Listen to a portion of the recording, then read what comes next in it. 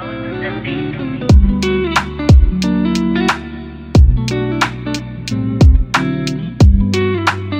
Welcome, beautiful people of all ages, shapes, and colors, to another episode of the Hit Your Feelings podcast, where we encourage you to stick to the basics. I'm one of your co-hosts, TV, aka TV on basketball, alongside my co-host Jay, aka the Knockdown Jay. How's it going, my guy? It's going good, man. I see my boy TV is in the Christmas spirit already, and given the fact that we're almost to the end of the year now, he's also kind of feeling himself. He understands how close this daily picks challenge is wrapping up for this month, and he's got a sizable lead. I'm not feeling too great about that part, but we got a couple more days to get something settled. Hey, look, man. And we mentioned this off pod. This guy went 3-0 while I went 0-3 the other night. Anything can happen with the Daily Mid Picks Challenge if it happens. Especially when we got the Christmas stuff coming there soon. I have a special Daily Mid Picks Challenge for that one coming up. But yeah, by the time you guys are watching this, by the time this is released, Christmas Eve, happy holidays to everyone for whatever you're celebrating. Hope you're spending a great time with your family, your friends, all that good stuff. And yeah, we have an awesome episode for you guys today. And as you can see by the attire, it is holiday related. We're gonna talk about a lot of NBA topics, a lot of stuff to kind of like recap this season. But we're gonna be doing it in like a Christmas sort of way, if you know what I mean. The Hit Your Faith this podcast is always like kind of stay on theme on this type of stuff. So yeah, we're gonna be doing that today. Lots of great topics. We have a very interesting draft today. Again, holiday related, and then we have an awesome quiz as well to end it off. You already know that this is the Hit Your Feelings podcast when you have a quiz to end off the episode. So yeah, it's gonna be super dope. It's gonna be a great episode. So sit back, lock in, and just enjoy at whatever time you're listening this to. But before we get into this episode, we have a lot to talk about. We do have to plug our socials. Remember to follow our individual socials at TV on Basketball, at the Knockdown J. Those links can be found in the description down below. If you want to follow for the daily content, make sure you follow us on TikTok, Instagram, YouTube Shorts, man. We've been trying to hit the YouTube Shorts too. If you've been checking that out, so make sure you check us out on all of those. Um, Again, for the daily ABA picks challenge, for all the clips and all that, that's where you can find that. In terms of the YouTube, remember to like, share, and subscribe, and hit the notification bell so you will not miss an episode. And if you're listening to the podcast on any of the podcast networks, Spotify, Apple, please show your support in any way possible. Subscribe, follow, all that good stuff. We appreciate all of your support. Jay, are you ready to get into this? Yeah, this is a pretty jam-packed episode. We're gonna try our best to stay on theme. Let's see if you guys are gonna mess with it or not. Let's see. 100%, man. And the first topic we're gonna go through, again, it's again holiday themed, Mhm. kind of like a start bench cut sort of thing. So we're gonna be going through different categories, certain topics around the season, and we're gonna basically put them into a naughty, nice, or neutral. If it starts like start bench cut, you guys get the idea. So we're gonna go through some of these topics and we're gonna try and like rank them as how we see them. Are they gonna go in the nice category, the neutral category, or the naughty category? Jay, you ready to get into the first one? Yes, sir. Jay, of course. I feel like everyone is talking about this, but we haven't talked about this in quite a minute. Mhm. MVPs. Yeah. We're like what, more than a quarter into the season, almost 30 games into the season, and it feels like, I mean, maybe number three is kind of contentious, but there's kind of maybe a consensus like top three so far in the MVP candidates so far. So Jay, I'm gonna throw this over to you. Not nice, naughty, or neutral. We got Nikola Jokic, Shea Gilgeous-Alexander, Giannis Antetokounmpo. How are you? Where do you place these three MVP candidates? Yeah, man. So the way it took me a little bit of time to actually figure this one out, but for nice, I still have Jokic. I think he's just been the most consistent so far this season and has really put together a really strong year, somehow better than years past where he's won the MVP already, and is really helping drag a Denver Nuggets team that clearly still needs help, especially on the offensive end of the ball right now.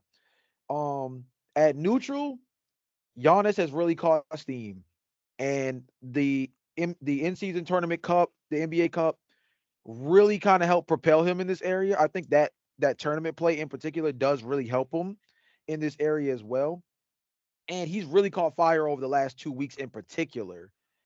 And that means I have to unfortunately put my boy SGA in the naughty category. Obviously, the team that lost in the NBA Cup final being the main thing. But beyond that, of the two guys ahead of him, he's probably the guy that has the least luster on him at the moment.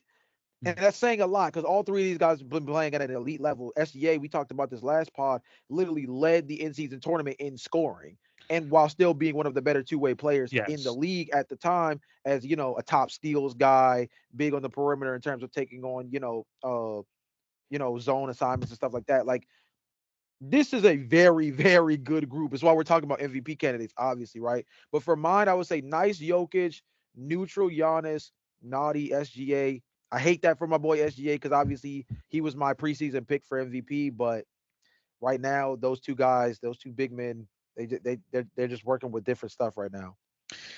Yeah, this is tough. This is absolutely tough. And of course, SGA is just one of those guys that are just a freaking hit your free throws podcast favorite here over here.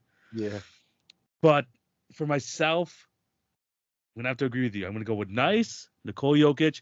The gap is shortening though. I'm gonna tell you right now, the gap is Yes. shortening, and is Yes. that especially though the speed that Giannis is picking up. I have him in neutral, and I have SGA and naughty. And this is not, like a hindrance on SGA or anything, but Mhm. what the MVP award has taught us the last couple years, especially, not only do you have to be, winning, be on one of the best teams in the league, you need to have godly numbers. We Okay. look at the Right. last few like MVPs. Giannis, the 2 times he won MVP, incredible numbers.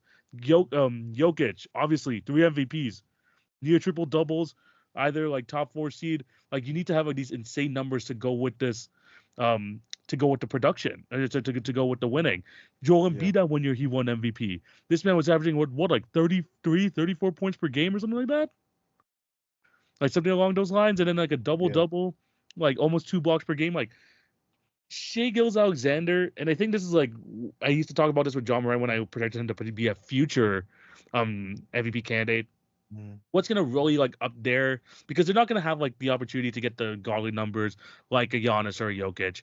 It's just that there's a chance that their team can maybe outwin them. And as you can see with the Thunder, they're number one in the West right now. So there's like a chance where them winning a lot can help propel Shea to be that number one spot. But as of right now, especially early on to the season, I feel like the impact that Jokic has on his team overall. I mean, if you see the on and off numbers, it's actually some of the craziest things in NBA history that I've like seen. Right. With like Yeah. Jokic, like when he's not playing, the Nuggets are like a comparable G League team compared to when he's on the court. And then Giannis's two-way ability, just I feel like this year that he's given us a reminder that he is that good on both sides of the ball, that Mhm. unfortunately has to push Shea to three. But I got those two guys at the top. Yeah, and I mean, obviously we agree on our ranking. The one thing I will throw out too is for anybody that's looking at the situation, like Shea Gilgeous-Alexander has to be the MVP. Look at his numbers paired with the fact that the Oklahoma City Thunder, they're the number one overall seed right now across. Well, not the number one overall seed. They're the number one seed in the Western Conference right now, compared to Giannis with the Bucks and Jokic with the Nuggets. They're both fifth seeds, right? You would look at that and say team success balances out the gaudy numbers that Jokic and Giannis are putting up. I would say yes, to a certain extent, it closes the gap. I think that's what makes him so close of a third. But Yeah. I think the gaudy stats paired with the fact that they are so important to their Yes. team's overall Yes. shot creation specifically, I think is really important. See, this year in particular, SGA has not had the kind of impact that's getting to the free throw line as he's had in seasons past, right? Last season, the Oklahoma City Thunder were top five in getting to the free throw line, and it was mainly built off of the back of how often Shai Alexander was getting to the charity strike. That significantly slowed down this year, and it's changed the dynamic of their team in a way that's really kind of forced a more perimeter centric game. And their team is obviously built for it, with mainly a wing structure, but it's kind of made their offense very different in a way that although it's not as like dominating as like a season ago, it's still impressive. The thing that I would also compare between SGA and these other two guys is we've literally seen the interchangeability of guys on the Oklahoma City Thunder in a way that, not to diminish Shea Gilgeous Alexander's value, but the portability of guys like Jalen Williams, who played freaking center for this team when Oh everybody yeah. was injured. Oh my god, yeah. Even before Isaiah Hartenstein came back, there was like a 2-3 game stretch where freaking J Double was like a power forward center for them. Yeah, like the portability like, put it this way, in terms of ranking players right now across those three teams, you probably have, your pick of the litter of, Giannis Jokic. SGA is probably next. Then probably the next player after that, I would make the argument is a top toss up between J Dub this season and Damian Lillard. It is a toss up in my opinion. Yeah. Right? And then the next player that probably falls into the fray, with Chet Holmgren being injured, probably is where the Jamal Murray / probably Michael Porter Jr. actually Yeah. name Well, gets evoked in the hierarchy of all of but this. then the Thunder is just boom boom. But exactly, I was gonna say, but then once you get past that top six, with the way this season has been going, you can make the argument that the Oklahoma City Thunder probably round out the rest of your top 10 when just ranking players amongst these three teams. So not to devalue Shea, but specifically this season, the importance of those two top guys at the top between Giannis and Jokic, the weight on their shoulders is just so significantly different. At the end of the day, it's most valuable player. Some people misinterpret that and give it different value just based off stats alone. Value is a very strong word in this case, and I think that's why we both were able to kind of lean Giannis Jokic so heavy. Yeah, no, 100%. Quick question before we move on to the next one though. I mean, you talked about the NBA Cup and the run of Giannis have, which was absolutely fantastic. Yeah. Do you think that that's going to take into account when we get to the end of the season and just kind of splitting hairs between these MVP candidates? Do you think that could be a possible you know kind of boost to his resume when it comes to the end of the year? So the thing with that, and I was actually thinking about that recently because I think that's a great concept to consider. I think the NBA Cup is going to matter, but not in the sense that it gives him brownie points for winning the NBA Cup. I don't necessarily think that's the case because we didn't necessarily see the NBA Cup stick for Tyrese Halliburton, who remember last year Yeah. was a top 5 MVP candidate for the longest and coming off of his quad injury. Granted, games played obviously became a big Yeah. hinder in that. He just barely made it past. But also, the play significantly dropped. And so therefore that in-season tournament run could not propel him high enough to still keep him in the top 5 by the time the season got to its conclusion. Where I think it could help a Giannis, for example, especially if the Milwaukee Bucks are able to continue this trend, where he could be helped by the NBA Cup is it can activate a narrative aspect of his campaign where we can look back and say the Milwaukee Bucks started off the season very, very rough. Then they go on a very strong NBA Cup run, including To going turn things around. undefeated, Yeah. right? Going completely undefeated through the entire run, win the NBA Cup, and that's their jump off point, like you said, to a season turnaround where now they're a top 3 seed in the Eastern Conference. They look like a real contender again. Giannis is still within the top 3, top 2 of the MVP race. And now it comes down to splitting hairs. Well, the narrative will say Jokic has already won 3 MVPs. Jokic is backpacking a team that we know necessarily wasn't the best coming into the season, as opposed to the Milwaukee Bucks that had high expectations coming in, but they started slow, but they used the NBA Cup as a chance to propel themselves, put themselves back in a good spot. And now they've built themselves into a real Eastern Conference juggernaut after not necessarily looking like they were a real contender in the East through the first 20 games of the season. And Hmm. that can activate a narrative for him that I think a Jokic, for example, will not have. I think Jokic is just going to simply have the video game stats argument, Hmm. right? But that's not necessarily the narrative that tends to gravitate when we talk about MVP. Yeah. Him winning his 4th MVP, I don't think is a strong enough narrative to propel him to the top of that. Giannis going from struggling start to the season to NBA Cup champion to supplanting themselves amongst the top of the Eastern Conference by season end, that's a progression of a story for the Milwaukee Bucks and for him. That puts him in a completely different light, paired with the fact that obviously he plays on both sides of the ball, the Chris Middleton injury that's really subsided them so far this year, the fact that Taurean Prince and Gary Trent Jr. clearly were not the kind of signings a lot of people were hyping them up to be, They're turning it right? around now, though. They're definitely turning it around. Those. Definitely turning it around, but again, all of these things kind of Yeah. factor in. So I think the NBA Cup is not going to have weight where you're going to be like, if you're splitting hairs, you're like, well, he did win the NBA Cup, so I think that should. I don't think that's going to be what it does. But I think the narrative built around the NBA Cup is going to be something that gets factored in. Oh no, yeah, no, I definitely agree with that. And I think for the NBA's sake, having the NBA Cup as part of the narrative kind Yes. of, helps like value it even more. Yeah. There's We can have a whole topic about how they can kind of change the NBA Cup to make it a bit more like to kind of switch things up. I have At a some few point we ideas will. myself on a different as a Yeah. different topic. It's on its own, but Yeah. if they can make it so like these things kind of matter in terms of like where you stand at the end of the season in terms of awarding, in terms of the way people view how seasons went, then I Yeah. think the NBA Cup is doing its job. So as Yeah. long as it starts being in the conversation, make some changes here and there, it could be something good. But there's a lot of changes that still needs to be made. But I do think if you add into this conversation, and I think at the end, I think that's something that will help in Giannis's case. It's not going to hurt him for sure. It's definitely going to help. Right. At the very least, it's going to just like boost him a little bit. But at the same time, like I think for the NBA's sake, this is something that they kind of want to have involved in. Like you said, as a narrative, as part of the narrative, this is kind of where you can pinpoint the Bucks season turning around after having such not even just a bad start, kind of like a historically bad start for this team with the type Yeah. of talent that they had. So having that sort of argument for sure, that'll definitely help. Yeah. Yeah. But yeah, let what you guys think. Who are you gonna put in the nice, neutral, and naughty list out of these three MVP candidates? All right, we're gonna move on to the next one. Jay, naughty, nice, neutral, Denver Nuggets trade targets. Yeah. We got Kyle Kuzma, Zach Levine, and Jimmy Butler. How are you placing these three? Yeah, so I actually did a small video on the Hit Your Free Throws podcast social medias. That's why TV always plugs them. Got to check them out.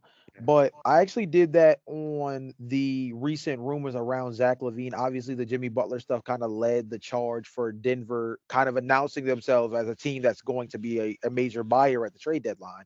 But the Zach Levine stuff has really picked up steam in a real way with Michael Porter Jr. at the center of the possible exchange, along with the fact that they have a, I believe, 2029 unprotected that probably could be significantly valuable, depending on how you view their ownership and their overall roster construction by that point.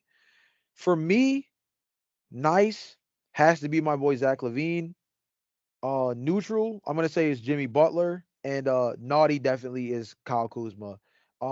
I won't get too much into my nice neutral naughty just yet because I want to hear your thoughts on it since I've already kind of shared my thoughts on the Yeah. on the page about the Zach Levine Yeah. element of it. So I would like to hear your rankings first. Okay. So for myself, I'm going with Zach Levine in terms of course, the love. I do love that potential pairing with him and Jokic, Yeah. Jamal Murray, potentially Aaron Gordon. I think Levine could very much benefit from being part of the Denver Nuggets system. I'm actually gonna go Kyle Kuzma for neutral. Okay. I do think so, and Okay. then I'm gonna put Jimmy Butler in in the naughty category. One, for the pieces you're gonna have to give up, and I don't like the idea of potentially like trade for someone who's on a expiring deal and trying to having to figure that out come the off season. Uh, And then two, it doesn't seem like Miami wants to be engaged. Where I feel like you can easily get someone like a Kyle Kuzma. I feel like there's like it's more like okay, like if you're the Washington Wizards, we'll take anything at this point. If you have, I mean, unfortunately they don't have any tradable first round picks. They're gonna have to do some swaps, but a second round pick and maybe one first round pick swap might be enough to get Kyle Kuzma. So in terms of the price, you wouldn't be yeah. having to give up. You wouldn't have to be giving up much decor, and maybe like a resurgence like Aaron Gordon had when he moved to Denver. Maybe Kyle Kuzma can regain some of that magic that he had over there in the Lakers and bring it over to Denver. So in terms of like low risk, medium neutral reward, I feel Mm, like Kyle Kuzma is kind of like a low risk option. mm, Butler, they already won one of the worst shooting teams in the league. I don't know how adding Jimmy Butler is going to help out to that. And Levine's just yeah. the ideal candidate, so I'm going to have him nice. I think you make a really good point that actually makes me kind of view my list a little bit differently because I think I was more so viewing it strictly from a talent perspective as opposed to what it would actually cost the Nuggets to acquire each Yeah, guy. And I think that's a good point. That's a really good point to yeah, make because we have to factor in that Jimmy Butler, whatever team were to make a trade for Jimmy Butler, is also the team that's inadvertently signing themselves up to extend Jimmy Butler. That's essentially the understanding that you have to have when you go after. It's the same way my Chicago Bulls, in a sense, have semi depends on how you view the Josh Giddey exchange at this point, but semi messed up the Josh Giddey trade in a sense because what you did was you traded a guy and Alex Caruso, who was on a team friendly contract. Shout out to Alex Caruso, who read up for 4 years, 80 million recently, by the way. Shout out to my boy finally getting paid good money for the first time in his career, it 100%. feels like.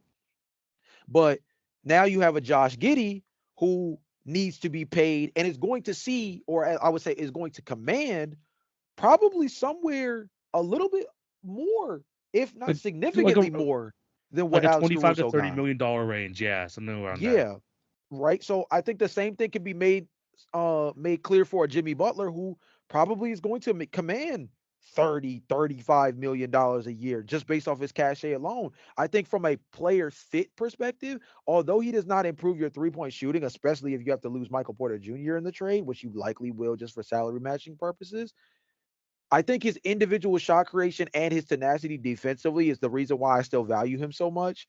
This Mhm. is a Denver Nuggets team that I think does not value the defensive side of the ball the way we have seen them in years past.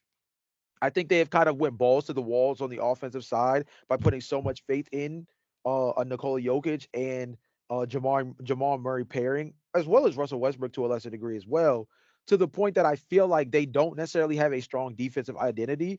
And as a championship contender, we believe in Jokic, but we understand that you have to be top five, top seven in offense and defense to be really considered as a legitimate threat in the postseason. Now, the Denver Nuggets got away with that to a certain extent during their championship season, but I would also say that the landscape of the NBA is the landscape of the NBA is Significantly significantly different. different Yeah. Yeah. from the year that they went and won the chip. Kyle Kuzma was an interesting one because I think he brings knockdown shooting and I think he gives you on ball creation in a way that's probably a little bit more erratic, but it's still something that gives you on ball presence, which is something they desperately need. But I would also look at Kyle Kuzma. I think the reason why I put him in naughty is because I feel like Kyle Kuzma is just a more shot heavy version of what Michael Porter Jr. is. So that Yeah. puts him as maybe more volume, but maybe less efficient. And I think in that sense, it's almost either a net neutral or almost a downgrade in a sense, because although he can create his own shot off the dribble, he's much more inefficient and ineffective in doing so. You can make the argument that he doesn't have a Nikola Jokic setting him up, and that's probably a good argument to make. Yeah. But I would also say that if we're talking about trusting someone as a third option, as a knockdown shooter, and can be able to put the ball in the basket consistently, I'd rather just keep Michael Porter Jr. Uh, than to trade for Kyle Kuzma. Now, if you can get away with getting Kyle Kuzma and you still get to keep MPJ, which I know most Nuggets fans would probably prefer it that way, just given the finances of it all, Yeah. then that's perfect because Kyle Kuzma almost comes off as like this super six man type. Yeah. But if there's any situation that involves having to move off of Michael Porter Jr. to make the salary work, which I think you still might have to, just because they don't really have a lot of space to be able to move a Kyle Kuzma just casually in, that makes the sacrifice a little bit more questionable. Now, my question is more towards your thoughts around putting Zach LaVine obviously as nice. I share my thoughts on the page. I'm going to share them again on here, but I haven't heard your thoughts on the news of Zach LaVine even being in the mix, which I I insane when I first saw the headline. Yeah.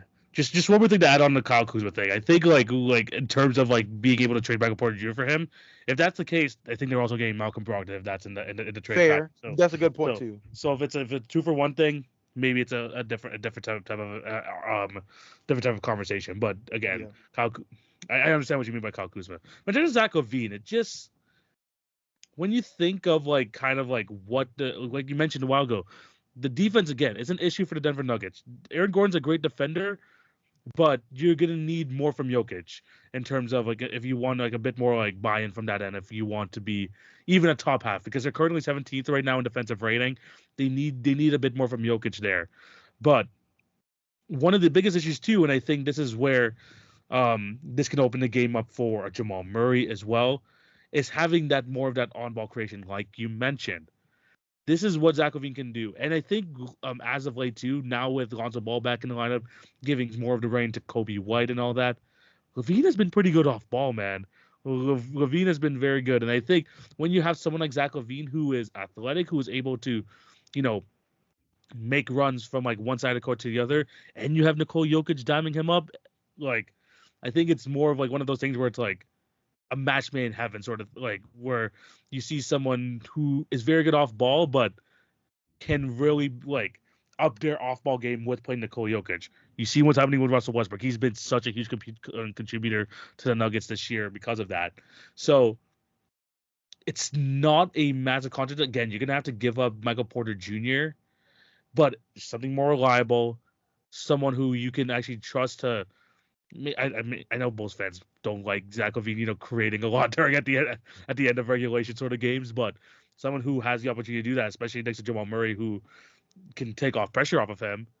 I just think that it just like helps out their offense a lot. Basically guarantees them a top 5 offense in my opinion, but it's just like a lot better in terms of, especially because of 3-point shooting, where the Nuggets are definitely struggling. Zach LaVine's gonna up that a whole lot.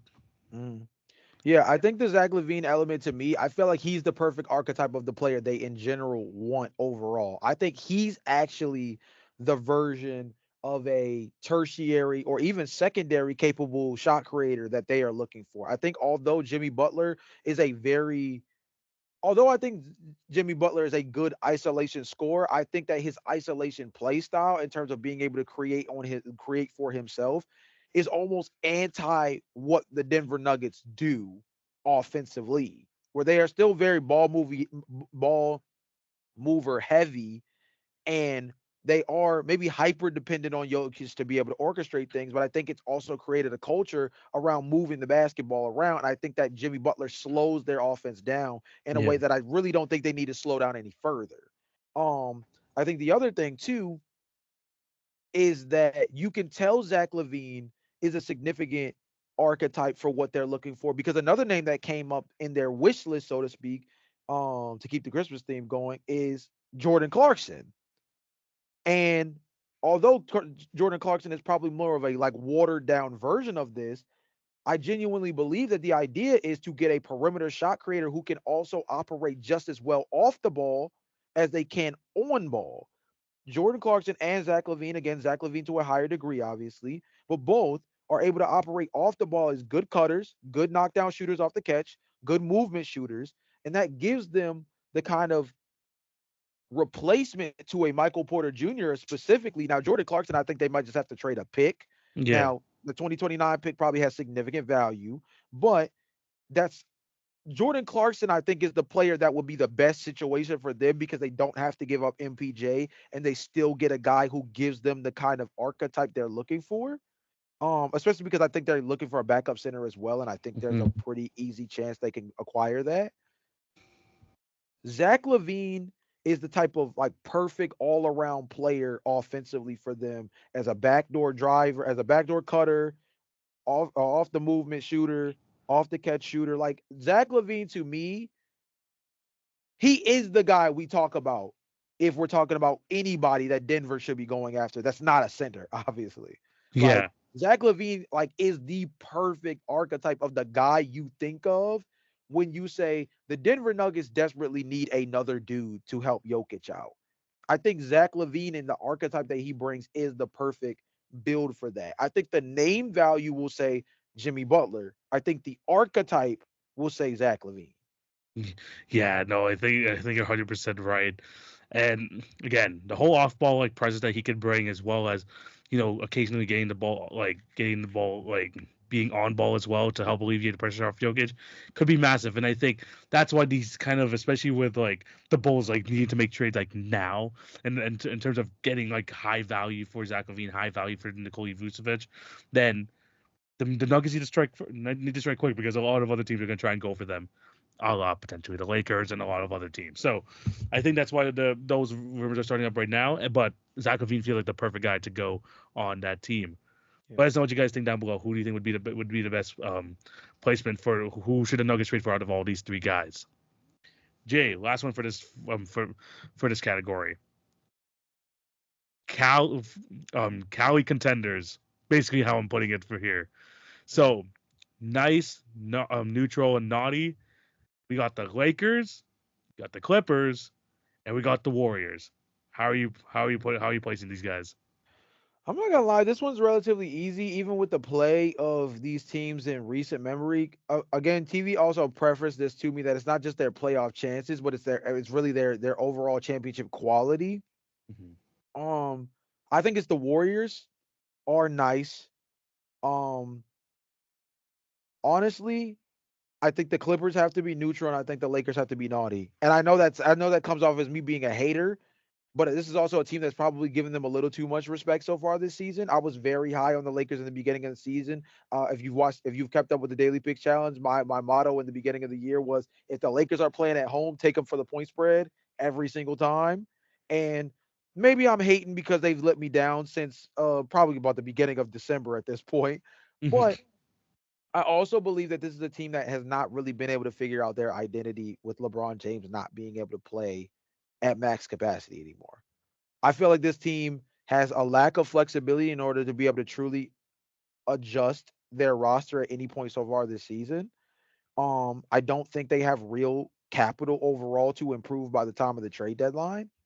And this team has currently constructed, despite the fact that there are strong talents across the board, I just don't think that they're good enough right now to really be dangerous in a championship setting.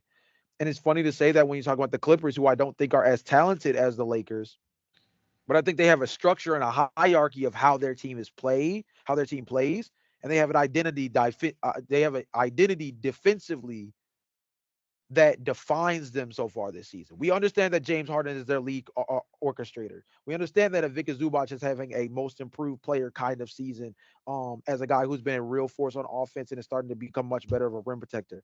Your boy, former Toronto Raptor, Stormin Norman, has put himself in a real good spot as a dude who's not only able to initiate offense, but now go actually supernova like on some Malik Monk a season ago type stuff, Yeah. right? And it's created a real dynamic for their team on both sides of the ball. The Lakers don't have that kind of identity. And the Warriors, the reason why they're at the top, the reason they're in the nice category is because they're the team that's playing with a real level of fire right now. They're also the team out of the three that we have that have the most flexibility to improve their roster, and not slightly, but significantly. The fact that we're still talking about the Warriors as real buyers come trade deadline time after already making a very, I would say making a very strong move and going after Dennis Schroeder and doing so getting off of DeAnthony Melton, who was injured and has basically been hurt practically the entire year for them. That was already a strong chess piece move for them. So for them to still be in trade talks for a Zach Levine, for a Jimmy Butler, guys of that ilk, that means they have so much more wiggle room to improve and improve significantly. And so that's why you have to consider them as the best title contender of these three teams. Oh, 100%. And I'm actually going to go with the same order as you. Give me nice for the Golden State Warriors, neutral for the Clippers. We're going to put the Lakers in the naughty list. Just because there's just, yeah, again, there's just so many questions, so many undefined roles with the Lakers. There's just so many things where it's like too many question marks where I just don't think they can be answered but through trades. That's the problem with this roster. And we've seen this year compared to last year, basically similar like records at this point of the season.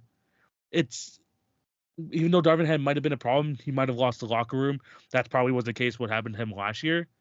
But even with the addition of JJ Redick, it's become more and more clear that the roster construction of the team is just not it. They're just like, and the thing is like, there's just so little flexibility with it. We've gone through the cycle of D'Angelo Russell's in trade rumors, but he plays his way back into the team. Mhm. We're like, is also Reeves untradeable? Is he gonna be able to get traded? We still don't know yet. And the thing is like, even though they value these many pieces, like, are they really gonna get someone in return that's gonna help completely change this team, especially because this team has like very little to no depth? Probably not. So Yeah. there's just too many question marks with this team. The Clippers, they have a system. They might have like similar floors to the Lakers and Clippers. It's just the ceiling is not as high, especially with the star talent. But the one thing that they have, and I think I put them in neutral, which I feel confident about, is eventually they're gonna get Kawhi Leonard back. If he can Yeah. stay, if he comes back, can stay healthy, then their ceiling improves dramatically. If he can come back on the court, depending on how he looks, of course. But Yeah. that team already with Kawhi Leonard waiting in the wings, I have a bit more confidence in them than I do the Los Angeles Lakers. Then for the Warriors, pretty simple. You got Steph Curry, you got Draymond Green, you got Steve Kerr. Andrew Wiggins is having a pretty good season, and what they have is some trade pieces, like you mentioned, with Wiggins as a big contract piece. Jonathan Kuminga as a nice young talent. They have some draft capital they can use. They have the most room for improvement, and they still got the greatest shooter of all time in Steph Curry playing at a super high level. Mm. I trust that they're going to be able to pull some strings and be able to improve this team. Like they already made the Dennis Schroeder trade.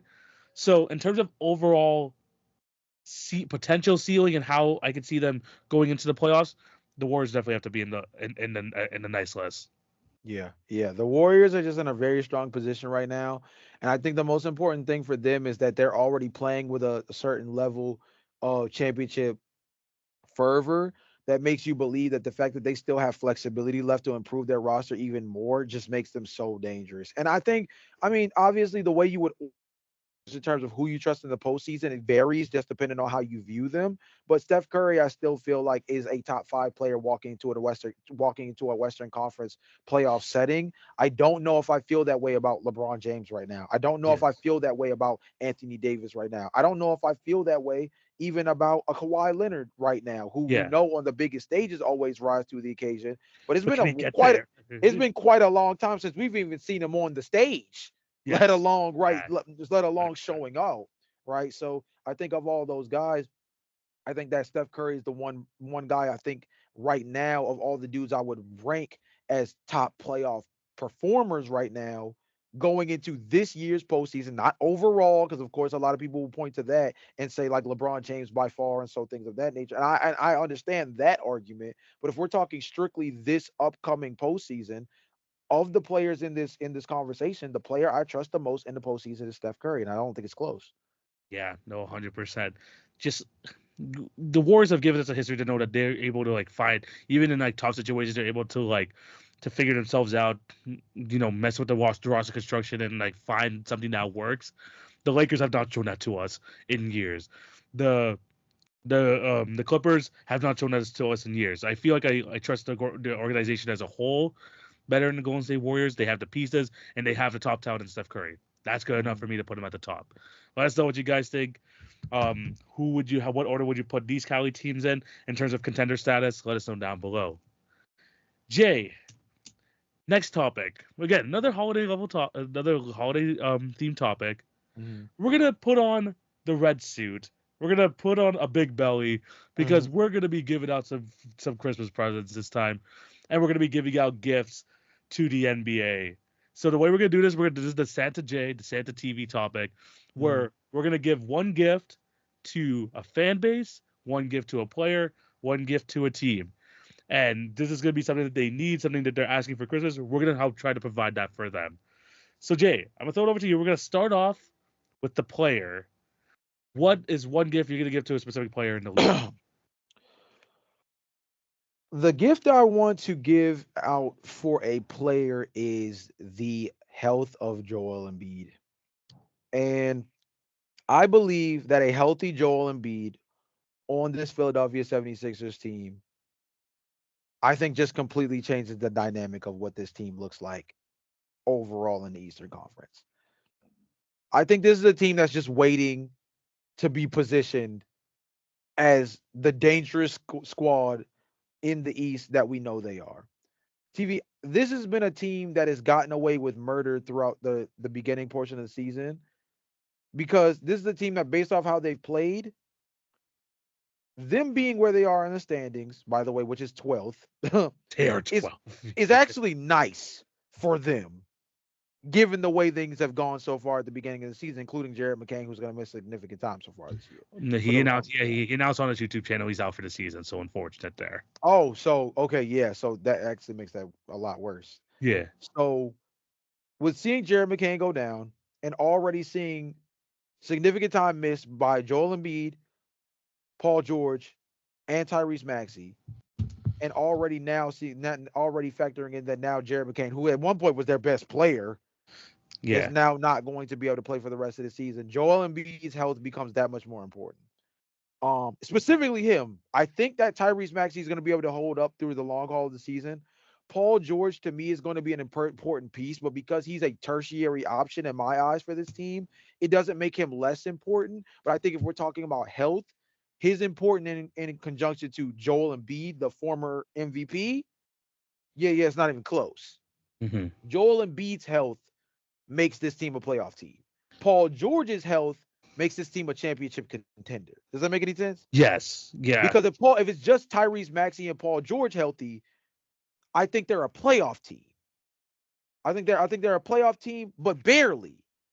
And that's not enough. I think with Joel Embiid healthy, they're a lock for the postseason. Their floor is like set. Once if Joel Embiid is Exactly. set, their floor is set. Exactly. The floor with Joel Embiid is much higher than the floor without him and just having Paul George.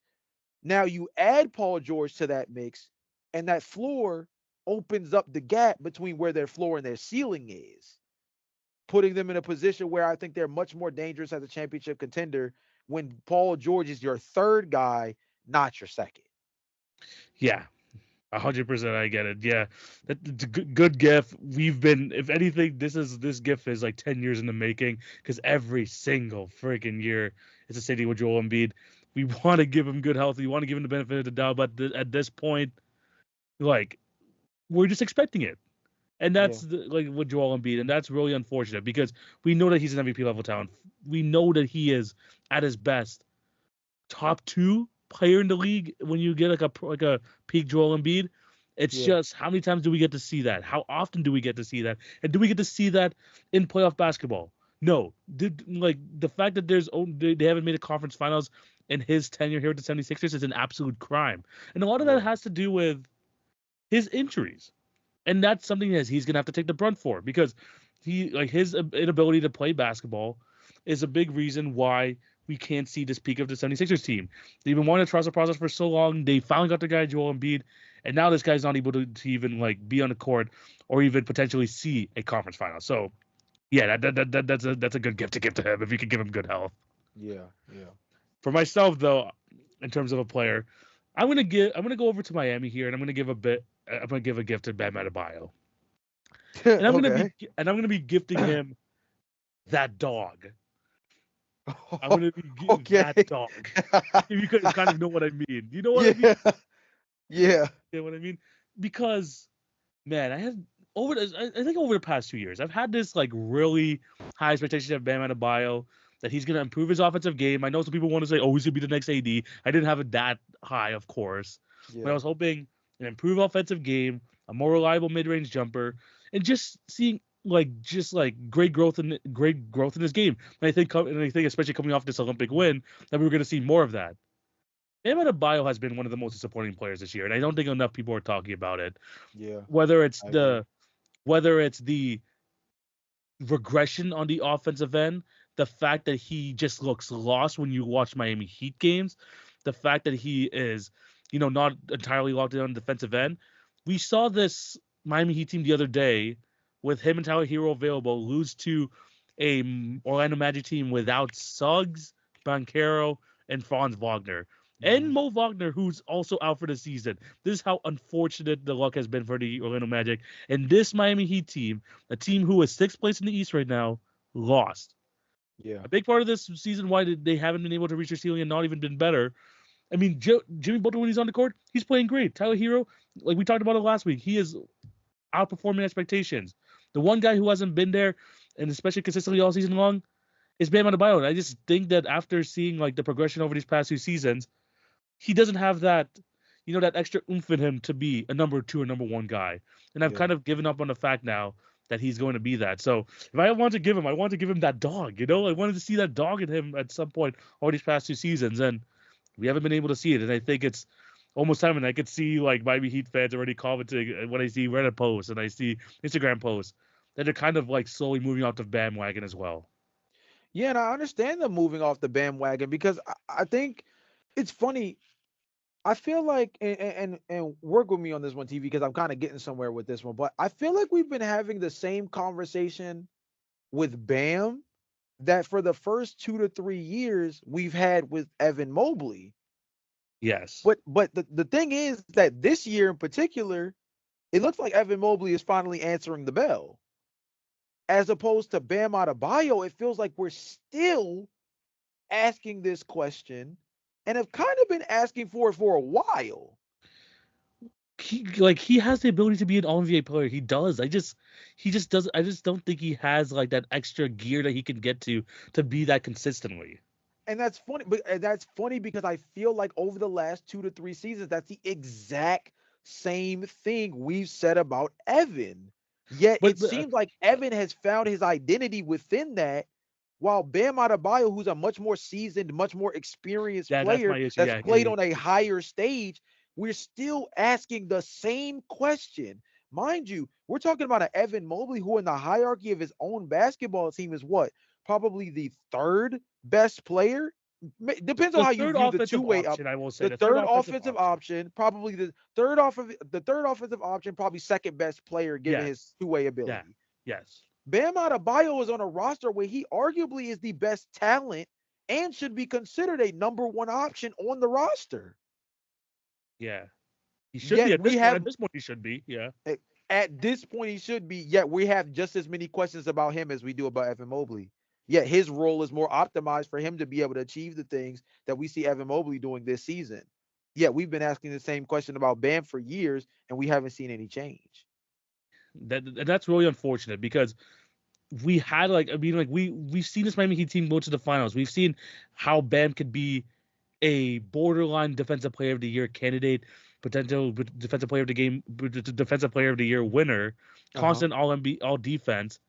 And then even when he go to the all defense, I don't even think he deserves to be in those conversations at all this year either. I It's agree. just that like I feel like we've seen the best of Bam, and I just don't think that that gear that we're hoping to see from him to like, move forward and be like a true like captain of this team going forward, it's just not gonna happen.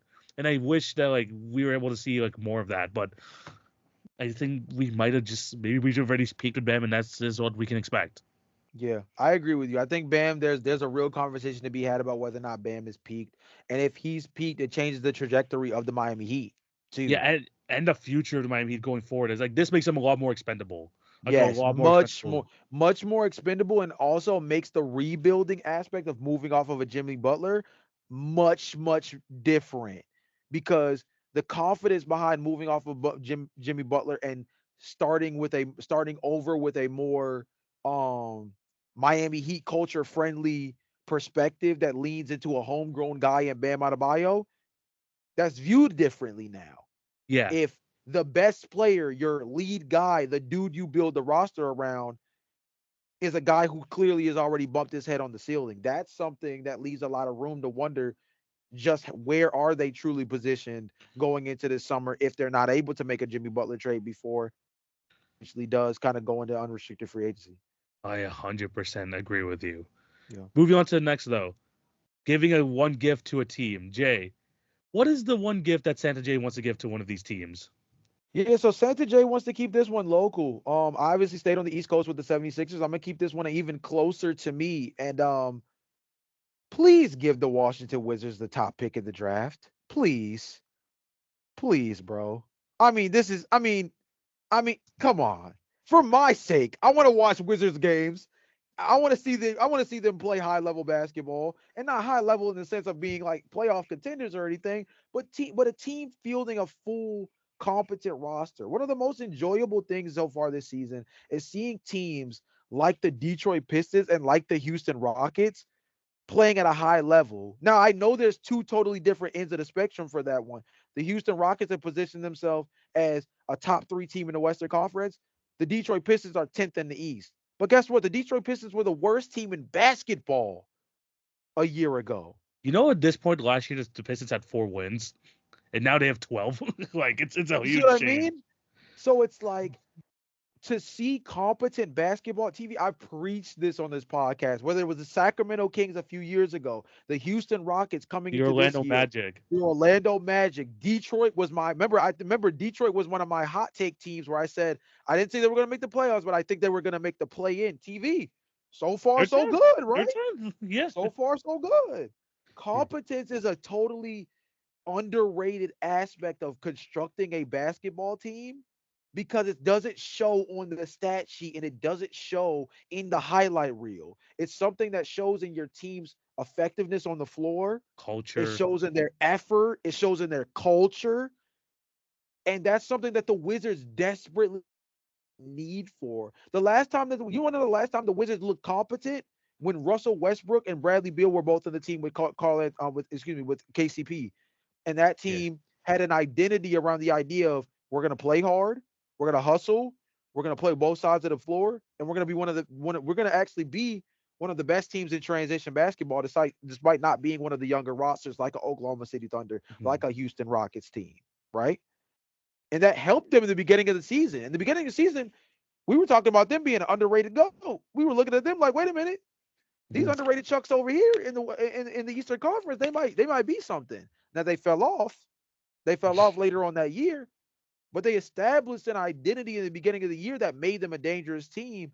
And injury luck and other things around the NBA kind of humbled them later. But the competency they showed was it made them a team that was A, watchable, B, enjoyable, and C, made you feel like they had a chance in any game they played. Yeah. I don't feel that way about the Washington Wizards right now. And they're one of the few teams in the league that I can say that about. I feel like the Hornets are an interesting and exciting team to watch on a night to night basis. I actually enjoy watching the Raptors play. I enjoy watching the San Antonio Spurs play. I enjoy watching the Sacramento Kings play. There's only teams like the Jazz or the Trailblazers where you ask yourself like, what's the plan here? What's the identity here? The Wizards are probably that third team to me. And like I said, keeping it local, I want to see them. I want to see them get a Ace Bailey or get a Cooper Flag or get a Dylan Harper. Like I want that for them. You know what's hilarious? I I had the same gift, but for a different team. Wow. Okay. Cool. Cool. So what were your Okay, so team? so I was thinking the Wizards, but Okay. for me, I believe that the Wizards are kind of going about the rebuild the wrong way. I want there to be a change of guard in terms of the rebuild, not just completely gutting your team, making your team. Because to be honest, the Wizards are unwatchable. I don't like sitting like no one wants to sit through Yes. a Wizards game at Yes. all. Yes. If you could show growth in your team, try to develop a system, develop a culture, and you lose, that's fine. You just want to see like something being built there. I feel like the Wizards are throwing darts at the wall and there's nothing being built. They brought a new coach. They did bring a new coach, and Brian is it Brian Keefe? His name is Yes. yeah, Brian Keefe. They're trying to do stuff here, but I just don't see the foundations being built. I wish maybe there was some like more I don't know. Just whenever I watch this team, this team is like have like one of the worst point differentials in NBA history. They're at like almost 20 points per game. But I mean, like, you just want to see like just like some sort of compete, some sort of effort. And I feel like this whole team has just given up on the season already, and that's not what you want to see. That's not the culture you want to set. Yeah. True. But one team who is one of the worst in the league, a team that still makes it watchable, a team that you have a culture developing there. You see these like young rookies coming up and you're seeing flashes. You're seeing like even though maybe they don't have the skill sets for the system to work, that you're trying to fit people into a role and seeing how they can go going forward. Jay, I'm even saying more local. Give my Toronto Raptors the number one pick, man. Oh my gosh. Oh my goodness. Look, I am all for the hashtag ethical tank, man. The ethical tank is real. The Raptors right now, after the last night's game versus the Houston Rockets, have 13 of their 20 losses this year decided by 7 points or less. Think about Yo. it. That's a lot though. 13 I ain't of gonna their lie. 21 losses have been Jeez. decided by 7 points or less. And I've been to a lot of these games. You've seen my vlogs. Yeah. This team is always competing. The I've never seen a Raptors Elite more lively in a losing season. By the way, Right. the Arenas are having fun even though we're losing. Right. Darko is finally has like a clean slate, no Pascal, no OG, a clean slate to start off a system, Yeah. which means a lot of passing. The Raptors are like number one in the league in passing, but also number one in the league in turnovers. This is what happens when you try to implement something where you pass a lot. Right. But a system is being developed. We see RJ Barrett turn into Star J Barrett. We see some big things from Scotty Barnes, a huge jump from Grady Dick. This is what a rebuild should be. Mm. Seeing growth in players, seeing a system being developed, seeing a culture change within a team. Hashtag ethical tank. The Raptors have had so much bad luck with the injuries this year, but they're always competing. Yeah. I'm going to give them the number one pick, and we're going to accelerate this rebuild because they're doing things the right way. Yeah. They're doing things the right way, and I'm going to give them whoever they want number one pick. Do they want a Dylan Harper? Do they want a VJ Edgecombe? Do they want a Cooper Flag? Do they want an Ace Bailey? Have them have a pick of the litter. Masai has been doing a great job like redeveloping his team. I feel like Masai's just really good at freaking rebuilds, man. Just like starting back in the day from 10 years ago and now starting this new one. He's been off to a great start. But man, the Raptors are competing every night, even against the top teams in the league. And they're still losing. Like, just reward them for trying to at least make these games watchable and get the number one overall pick. I'm not gonna lie, you made a pretty strong sales pitch though. Like I'm messing with the sales pitch because hashtag ethical take is, I'm a big fan of that as well. I think competency is really important, and so if you can be a team that still is positioned to get the top pick in the draft while still showing that you have a certain level of structure to you, that does mean a lot to me. And those are the type of teams that rebuild faster too. Yes. Those are the type of teams that tend to reestablish themselves much sooner, right? So I actually almost in a sense like that fit almost a bit more, because I like the story behind it more. I think an argument can be made, and I think you made it to a certain extent, is that sure, the Wizards could just get another blue chip guy, but is that guy going to be a culture setter? Because if he's not, he just becomes another cog in the system, one that's not really established either. So that's also putting a lot of trust in this draft class in particular to have culture setters. And not to say that they're not, but we won't truly know. Versus Toronto, they will be walking into a culture, and it would be, where do you fit into the bigger picture? Yeah. Do you have a preference? Do you have a preference on who you guys would take? Cooper Flag.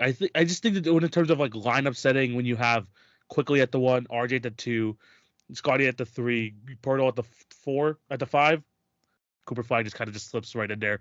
Great defender, already someone that can like kind of create his own shot. It just kind of fits in right away.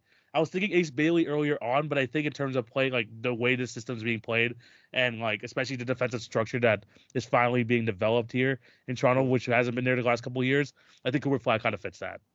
I think a good point could be made, especially with Ace Bailey probably being duplicative of RJ Barrett too, as like the wing shot creator for you guys. Yeah. And then does Dylan Harper kind of step on the toes of Immanuel Quickly? I would say probably. But I don't think that that clog. I mean, like I love Quickly, but he's not like untouchable. You know what I mean? agree, and I agree, and that's why I actually think the toss up for Toronto would It's actually Dylan be Harper, between Flag, yeah. Dylan Harper and Flag. Flag, same And here. I I think agree with from a that. roster setting standpoint, I think Flag contributes to the culture you guys are already building. Big wing, highly defensive oriented, a dude who's going to hustle for rebounds, which is very specific to you guys' team, right? As a team that doesn't necessarily play insanely big. So that fits very well. I think Dylan Harper also gives you something different because name your go-to ball handler. It's probably RJ right now. Yeah. But And I we don't haven't seen enough necessarily know Quickly to really be convinced of it. Yeah. exactly. And so that puts you in a position to really wonder, can Dylan Harper be a guy who could be a table setter for a team that desperately needs one? Yes. So that'll be a very interesting thing to see. And that also puts you guys in a position where, because that type of toss up is there, if you guys still fall within the top 3, there's still a real conversation to be had there. Yes. So that's kind of a good little exercise that we talked through, because this is our first time actually even talking about these prospects in any regard this season. But you've convinced me. If there was any present to be handed out in terms of the first overall pick, I almost think I like the Toronto one more than anybody else that I had in mind. I actually almost like yours a little bit more than a lot of the other teams I would have thought of. Yeah, 100%. But yeah, man, this team has been so fun to watch for a freaking 7-win team in the NBA. Like we're rewarded for trying to make these games fun and entertaining for not only for Canada, but for like somehow if you're watching this on League Pass or something, this is one of the more fun League Pass teams because if Toronto's in the game, it's gonna be close. So, right. So like. They're a fun watch. They're definitely a fun watch, and I think if you could add like a Cooper Flag into that mix, this team's rebuild is going to be accelerated just a whole lot more. Yeah. Jay, final one. Santa Jay, what gift are you giving to a certain fan base in the NBA? Bro, this one was the easiest of all of them. My gift to a fan base is that the front office of the New Orleans Pelicans will finally do what we all know needs to be done. Destroy it all. Like, dude, Bro, that's basically my thing too. it's time, dog. It's No, time. the funny thing is, my gift to the fan base is just unlimited beer, so they could just drink away the sorrows of the season.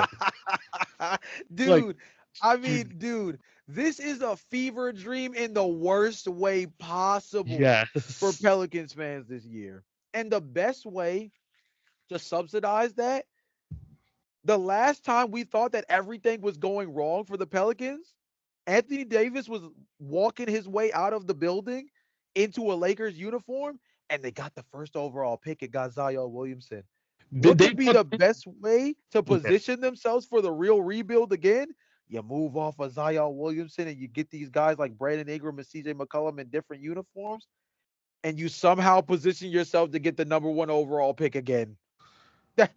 That's all you can ask for if you're a Pelicans fan is to reposition yourself with draft capital, lean into Trey Murphy and Herb Jones, put yourself in position to get a top 3 pick in this upcoming draft, where I think that Cooper Flag, Ace Bailey, or Dylan Harper could be a very strong foundational piece for you.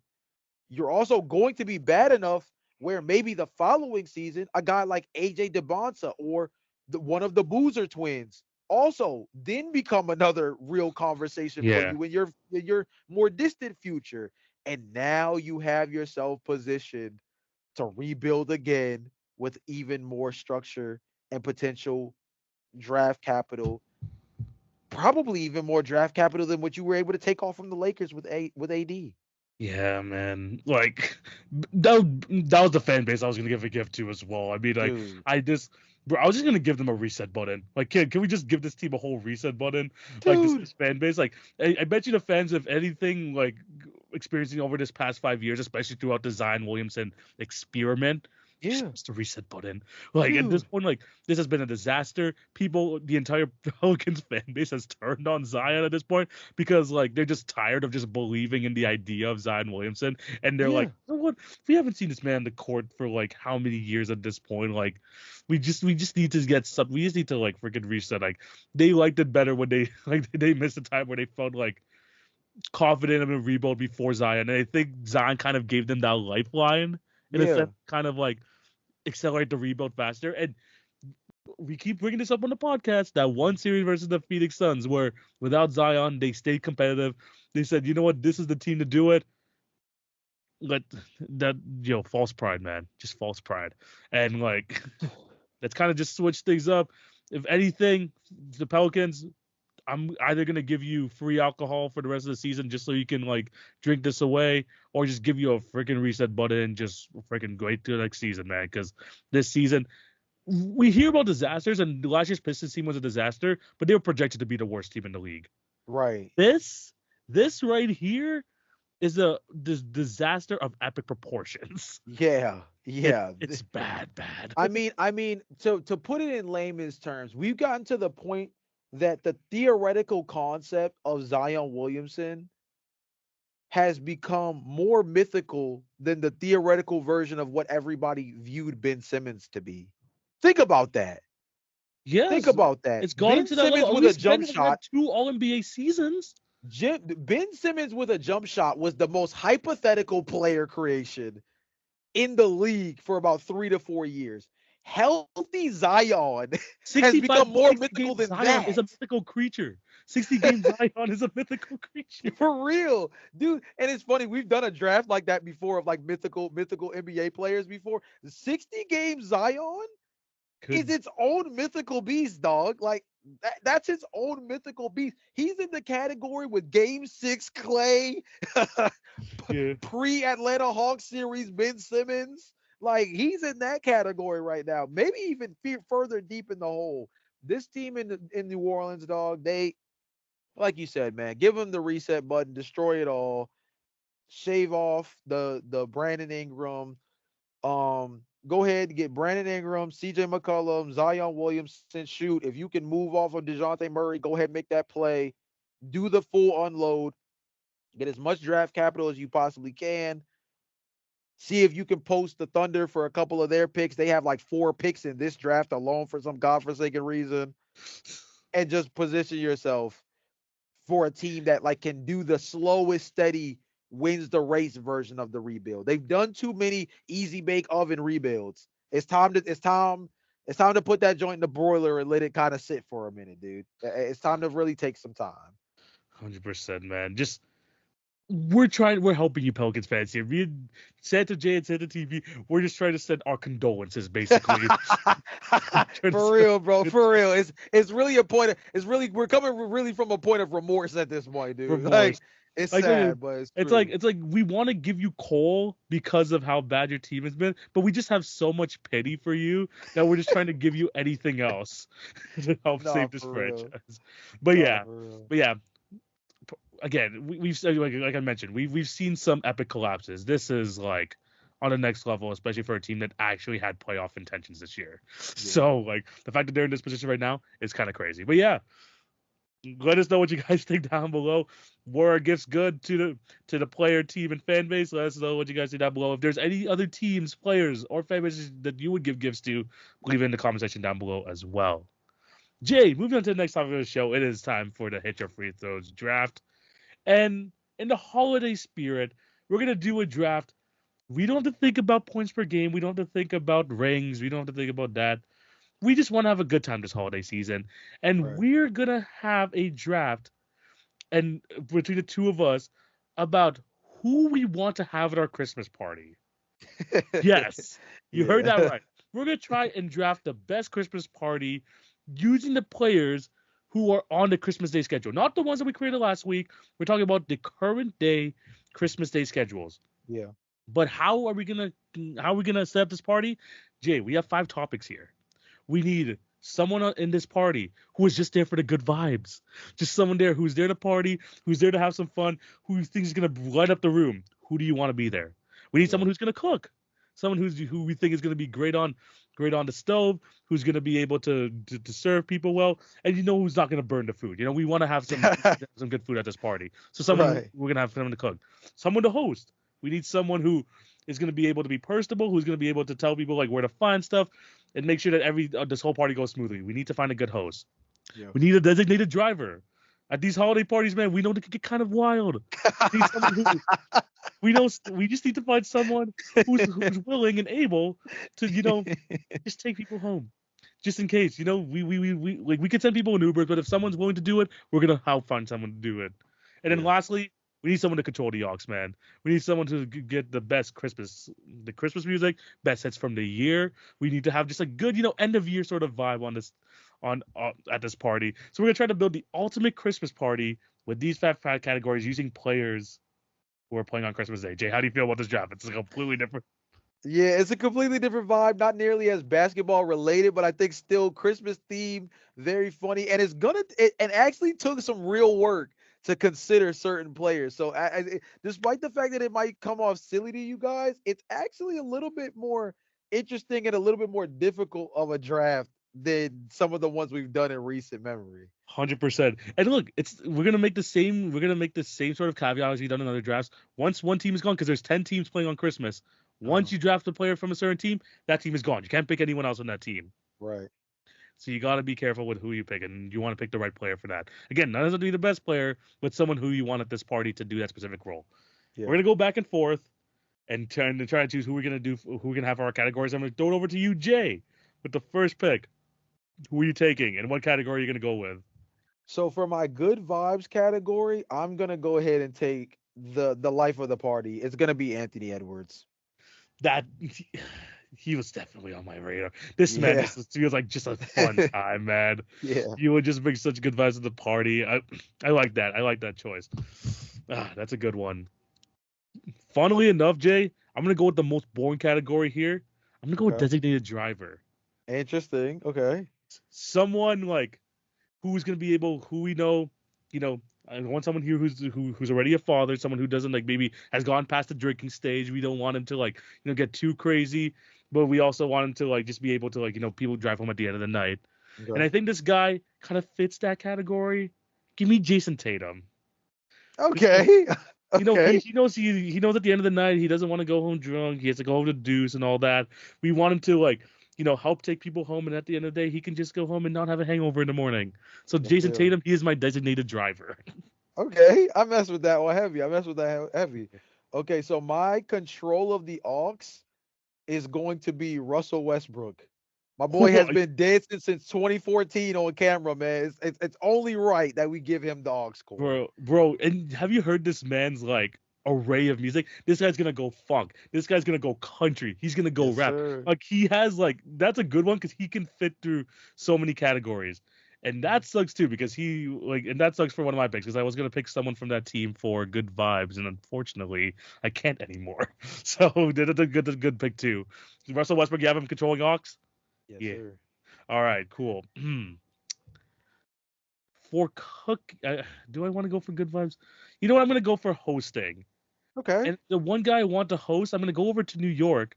Give me Josh Hart, man. Okay. Give me Okay. Josh Hart. I mean, I was gonna put him for good vibes, but this guy Uh, can host a podcast. This guy can I feel like can keep people in check, but also like he kind of brings off the good vibes. He can I think he knows how to throw a damn good party. So I think Josh Hart, they're hosting the party already with the good energy. I'm gonna have him hosting. okay. I like that one. Now you did take off one of my guys because I was looking to go with the Knicks actually for my very next pick.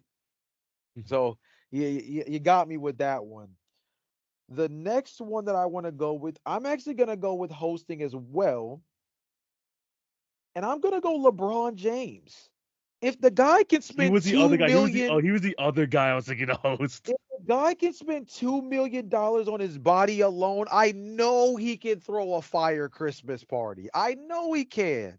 This is a Yes. guy who's going to be in very good position to not only make sure that the place is a good vibe, but he's also going to make sure that there's more than enough for everybody to eat. We know this is a guy who's a distributor first, not necessarily a pass first kind of superstar.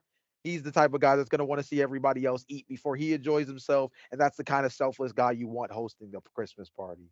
I like that. He was the other guy just because I was thinking also the connections as well. Like who else is he gonna bring to this party? You know the LeBron Right, party is gonna be kind right. of crazy. So, you know what? I do like that. I do like that.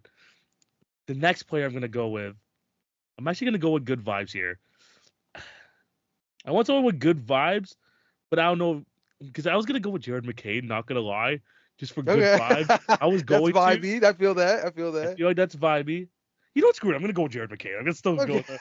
It's like Okay. because Okay. I was gonna go with Tyrese Maxey. I feel like Tyrese Maxey, if you just have him at a party, I think he's gonna be good vibes. He's still pretty young, so he still probably has a good high tolerance in terms of drinking and still having fun at a party. But Okay. man, Jared McCain, this guy's gonna be smelled all the time. He's gonna want a party. I mean, he'll probably teach us a dance or two with this. He probably knows just so much of this new stuff. Like, I'm gonna have him just for good vibes. Give me Jared McCain. A lot of TikToks coming out of that Christmas party, man. A Hey lot of people man, gonna get viral famous overnight off of one Christmas yo, party. the TikToks out of that Christmas party is gonna be wild. So Facts. have him going to the Facts. party, which is great. For my next category, I'm going with cooking and TV. It's only right that you go with the guy who has chef in the I nickname. had a feeling this was gonna Come happen. I had a on, man. feeling this Give was me gonna Steph happen. Curry, man. It only makes sense. I don't know if there's a ton of variety in the food department at this party. I'm sure LeBron James will have many hors d'oeuvres to help out the system. But for a guy who literally has Chef Curry in the name, I'm sure if you bring Steph, Aisha gets to help, and she has her own cooking show on YouTube.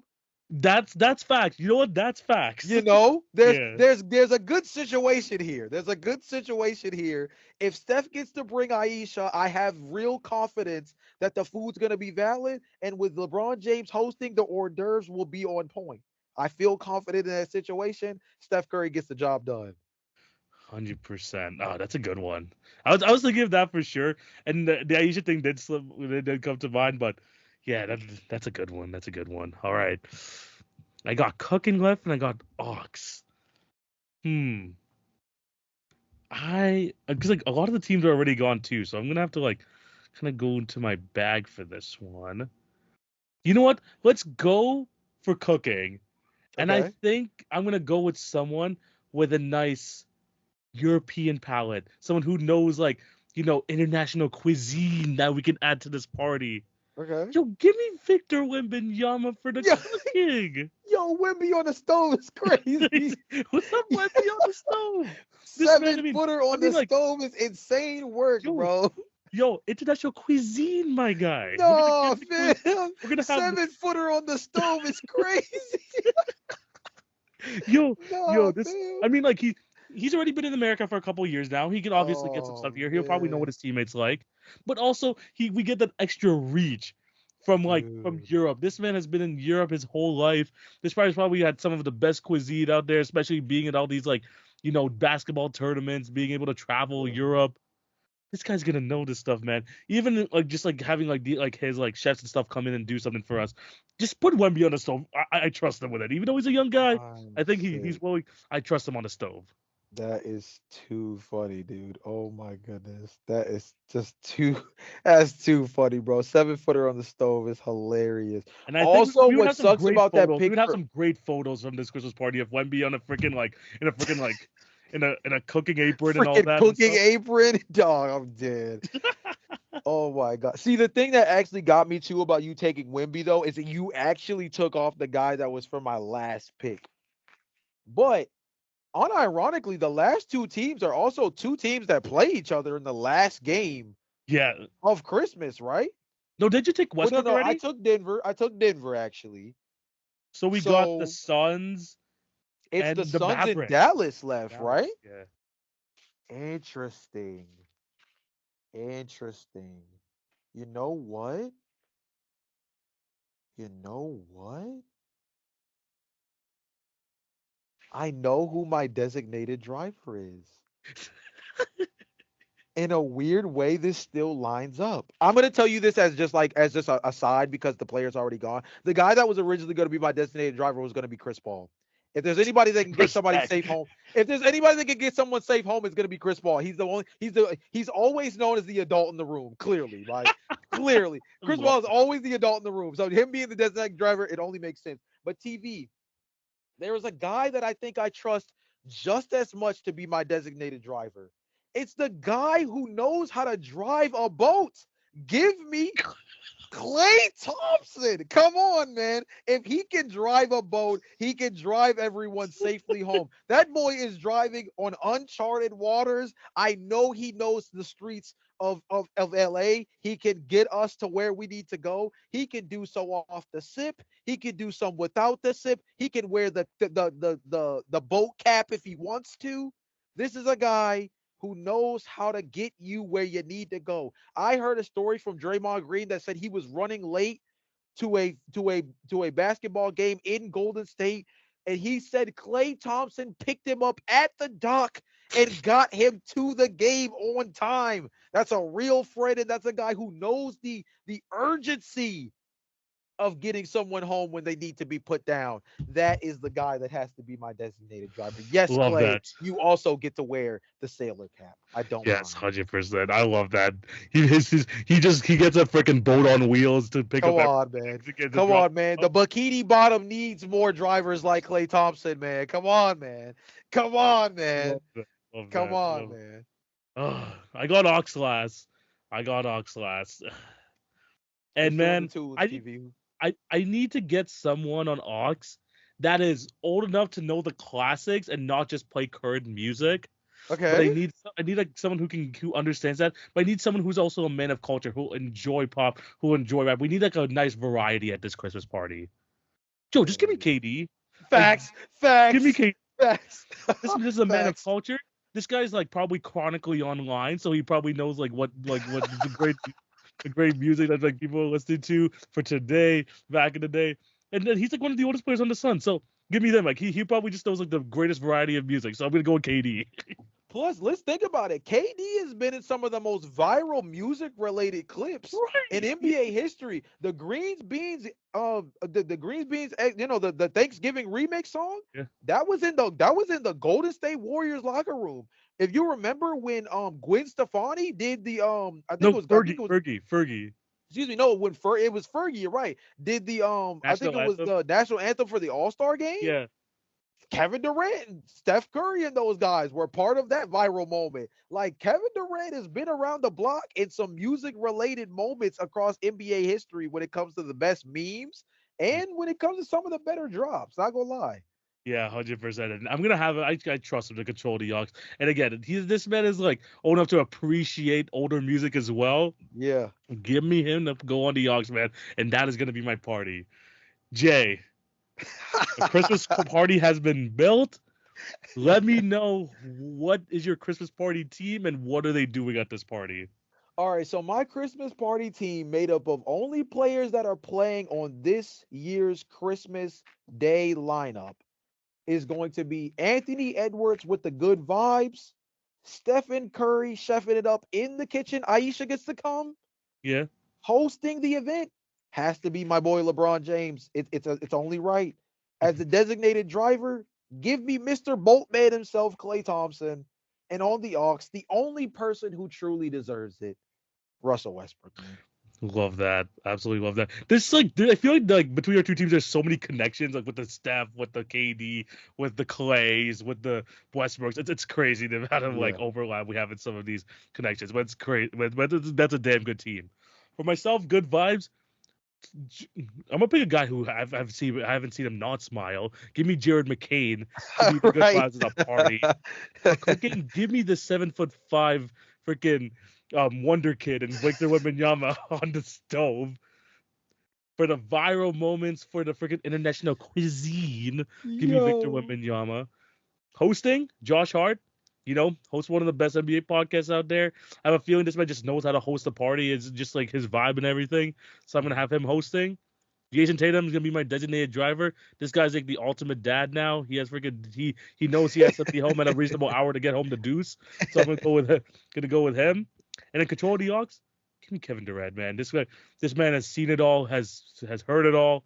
I'm gonna let him control the Hawks. How you feeling about your party? No, man. I think my party is cool. I definitely think I tackled everything kind of how I wanted it to. And I'm gonna be honest with you, TV. This is the first time that I've pre-built a team, and I pretty much got everybody that I thought I wanted to get. I think Chris Paul as designated driver was the only guy that I didn't pre-pick that I had as like this is gonna be the dude that I felt like fits this spot. But Klay Thompson was a pretty good backup. I just and other than that, everybody else actually kind of fell right into place, which is it's very unique for these drafts because a lot of times there's usually a disruptor somewhere and it usually comes early. So the fact that I was able to get everybody that I kind of wanted in this roster from the get-go, it's the first time it's ever happened. Yeah, 100%. I'm loving my lineup too. We got a mix of the young guys, the old guys. We're gonna have like a great party overall, and I think we got the star power there too to really make it like a memorable party at the year. Let us know what you guys think down below in terms of these two drafts. Whose party would you rather go to? Would you rather go to my party with the guys I have chosen, or would you rather go to Jay's? Let us know in the comment section down below. Jay, time for the final segment of the show, and it is the NBA quiz. And of course, I have to make this quiz holiday related to end things off. We had this whole episode holiday related. We're going to end things off on a holiday related note. Right. And Jay, there are 12 guys since 1990 who have played 10 or more games on Christmas Day. Name me those 12 players. Oh. So again, think of guys on prominent teams who would be featured on Christmas. Of course, some of the best players in the league that they want to feature on Christmas. All that good stuff that you want to keep in mind. This is like they're still in the league, or this is all time? Since 1990. Since 1990. Okay. So LeBron has to be there. He's number one. He's played 18 games on Christmas. Jesus. 18. That's insane, dude. I feel like Steph has to be there now. He is number 9. He's one of the guys with 10. He's one of the 4 guys with 10. Kevin Durant has to be there. He's tied. He is tied for number 6 at 11. Is James Harden on the list? He is one of the guys with 10. He does make the list. Yes. Okay, let's go. Okay, cool. Is Kobe on the list? He is at number 2 with 16 Christmas Day games. Okay, cool. Okay, we're cooking right now. We're doing good. We're doing good. Let me get. Is Carmelo on this list. Carmelo Anthony is not in the top 25, unfortunately. Dang, I feel like the Knicks always play.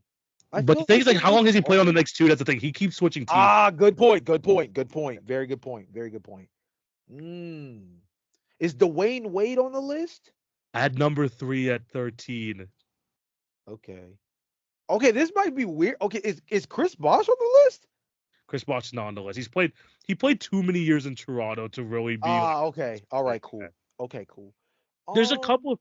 I know you're naming a lot of like all-time greats and stuff. There's a couple guys here that are kind of like role players who just either been in the league for forever or just been on like a member of teams that actually like the NBA wants to play on Christmas.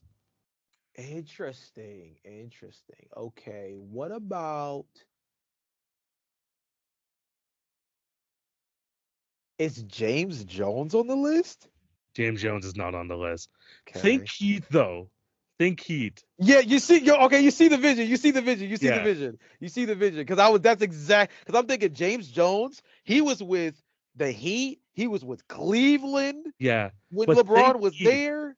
Think Heat. And when I say think Heat, I mean think Heat. Yeah, so like Udonis has to be here. He has 10. He has Yeah, 10. I figured that. I Yeah. figured because see when you see because I got Bosch too. That was another one. Yeah. Um, man, that's interesting. So you're missing 1, 2, 3, 4, 5 more players only. Only 5 more. Oh, okay, so we did pretty good out the gate. Um, is Dwight Howard on the list? He is one off. Okay. He's The played a thinking is 9. there He's played though. a The 9. thinking is there. He's Um, 9. what about JJ Redick? He's number 11. I didn't think you were gonna get that. He has 11 Christmas Day games. Come on, man. Let me cook, man. Come on, man. No, honestly, I'm kind of shocked. That's the one guy I was like, I might have to give him hits for this one because, like, I mean, he's played for what? I guess like the Magic, who have always been like, one of the top teams in the league. The Yeah. Clippers, I yeah, mean, yeah. I mean, remember up until the New Orleans Pelicans, he never missed the playoffs. So true. that Yeah, was gonna be that's a that. good one. He That's a good. always played on a team that was in the mix. Yeah, no, that's a good one. That's a good But one. that makes me wonder: is Danny Green on the list? Danny Green, I think no, he's not in the top 25, unfortunately. Okay, okay. See, Yeah, but how much does San Antonio really play on Christmas? That's a good that's the question by thing too. Yeah, itself. I Yeah, would step away from San Antonio. yeah. They're a team that I don't think would be on Christmas Yeah. often. So I think you have like two all-time greats. You're missing number 4 and 5, who like these are guys are like NBA 75 players. Okay. Then you're missing someone who's like connected to like some of the top teams of all time. So like you gotta like think of him in the mix. And then one guy, I didn't think he would. Okay, I said that JJ Redick was gonna be the hardest. I feel like this guy's gonna be the hardest, just Okay. because like he's played in the league forever. I just didn't think he played this many games on Christmas. Interesting. Since 1990. That means Shaq has to be on this list. If He's at Kobe's number on 4. it. He has 13. Yeah. Well, If Kobe's on the list, Shaq has to be. That just yeah, kind of makes and also sense. remember he played with Dwayne Wade in Miami too. So True. yeah, True. Huh. so you're missing 3 more. Yeah, 2 role players and 1 like Hall of Famer. Okay. Um. This Did I guy's about say Chris Paul yet? Chris Paul is one of the guys with 9, so he just misses out. Dang it! Oh my gosh. You know, Chris Paul might have been messing around, being one of them players that his team played on Christmas, but he was hurt. Could be too. That 100% could be the case. So yeah, you're missing 2 more guys. One of these guys we mentioned a while ago when we were talking about um being teammates with one of the MVP candidates. Hmm. He's kind of had a little bit of a resurgence as a member of this team. James Harden? Not just, you already mentioned James Harden. Oh, I but, did like, say him. I did say him. You're yeah, right. but strong Oh, connection to James Harden though. strong connection to James Harden. Okay, that's interesting. That's an interesting one. Um, Who's been around for a really long time? I also think this guy's at your party. Is he? Who's on my party again? I typed him up. I typed up the party. Clay? He's one of the guys with 9. No, not him. Russ? Russ, he has 12 Christmas Day games. Oh, well, yeah, that makes sense. OKC Thunder played so many times, probably. So you're missing 2, and these guys are 2 role players. One, a key member to those like early like Lakers teams. Like he's hit some big shots. Like I feel like he just like follows Kobe wherever he goes. Okay, so that's not Rondo, because that was originally my next guy I was gonna guess. He's not in the top 25, I don't think, no. It's not Big Shot Bob, is it? Big Shot Bob, funnily enough, is like has 8. But like same team. Wow. Derek Fisher? Derek Fisher has 11 Christmas Day games. He played on the Oklahoma City Thunder. Jalen, lock in, please. Okay, because he played on the Oklahoma City Thunder as well when they were still a top team in the Western Conference. He was the backup point guard when Eric Maynor was there. Oh my gosh, random flashback. Yeah, but also this man played with the Lakers for like the longest time, so he's gonna like freaking like be a part of Christmas 100%. Excuse me. And one more guy. This is the hardest guy on the list by far. Like he's played on some like notable teams. Your Chicago Bulls probably being the most notable of his career. Oh, okay. Wow. I was going to keep it OKC and go Steven Adams. It's not him. He's also made a stop at OKC too, actually. He's made a stop at a lot of places, bro. Bulls OKC. I only remember him on OKC because of like one specific highlight. Brother. The answer better not be Cameron Payne. It's not Cameron Payne. Oh, okay, thank God, because that definitely has had a more like notable career. One of probably the best unks like one of my favorite unks in the league right now. Like he's just like holding on by a thread. He's tied to like if this guy's coaching, he'll be still playing. He'll still be playing. Okay, not Jeff Green. Got it. Okay, not Jeff Green. Said one of the biggest.